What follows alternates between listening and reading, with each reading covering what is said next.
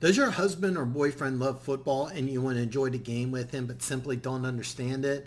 Well, I'm Daniel Andrews, owner and creator of Dan Talks Football, and I'm here to help. I'm putting out a series of football videos designed to help people just like you understand football better. Now, before I get started, hit that subscribe button for me. I'd really appreciate it. And today's video will explain why, if you like one team, you're cheering against another team. And it'll also explain why certain games are more important than others. And after this video, you're going to understand what a divisional game is and why they are so important. There are 32 NFL teams broken down into two 16-team sections called conferences. One is the AFC, which is an acronym for American Football Conference, and one is the NFC, which is an acronym for the National Football Conference.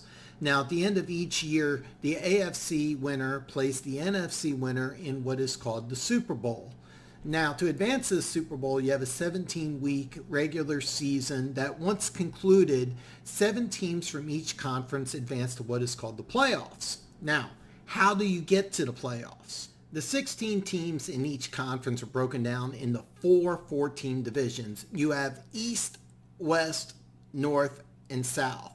The winner from each division automatically advances to the playoffs. Out of the 12 remaining teams, the 3 with the best record also advance to the playoffs. They are called wildcard teams. Now, every year you play each divisional opponent twice, once at home and once on the road. Every other opponent you only play once during the regular season. Now, I'm going to take a screenshot of ESPN to provide a visual aid here. And this is from last year. So you can see here your divisional winners are Buffalo, Cincinnati, Tennessee, and Kansas City.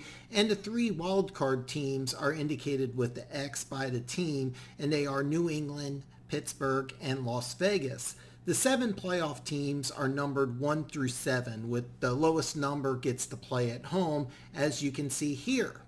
The divisional winners get numbers 1 through 4, while the 3 wildcard teams are ranked 5 through 7. Now, you may ask yourself what happens when a wildcard team has a better record than a divisional winner. Well, the answer is too bad, so sad. If you win your division, you're guaranteed at least one home playoff game. Divisional records hold the tiebreaker if 2 teams within the same division have the same record.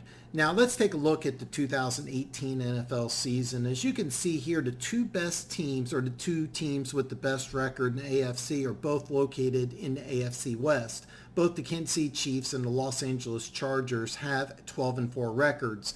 Now, these 2 teams played twice during the regular season. Each team won 1 game. So the tiebreaker ended up being divisional record. As you can see, Kansas City had a 5-1 divisional record, where the Los Angeles Chargers had a 4-2 division record. What happened was Kansas City ended up being the 1 seed, while the Chargers ended up being the 5 seed, even though they were tied for the best record in the whole conference. By the way, the playoff system has changed.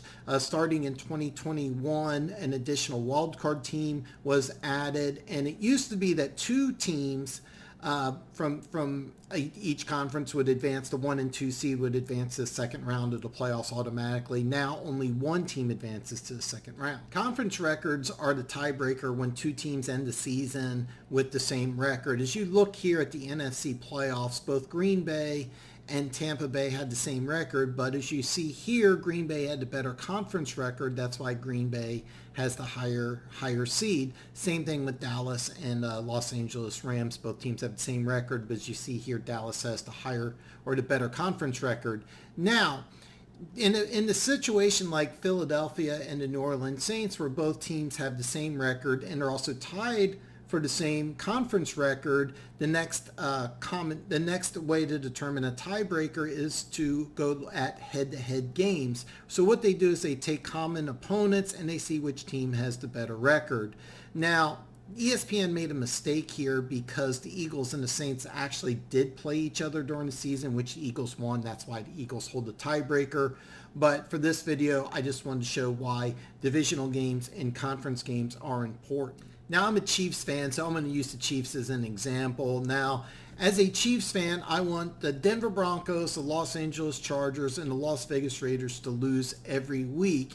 And take a look at the Chiefs' schedule, weeks 2, 3, and 4. The most important game is week 2, where the Kansas City Chiefs play the Los Angeles Chargers, a divisional opponent.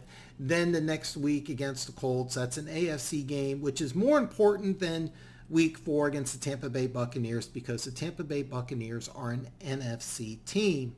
Now, after watching this video, you fully understand why you want teams in your division to lose each week and then in your conference.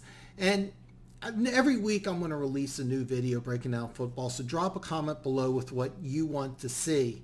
Now, you can always reach me on social media. All my links are below.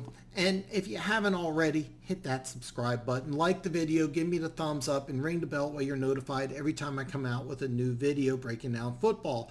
Now, next week, I'm going to release a video explaining what happens on an offensive play. So I will see you next week.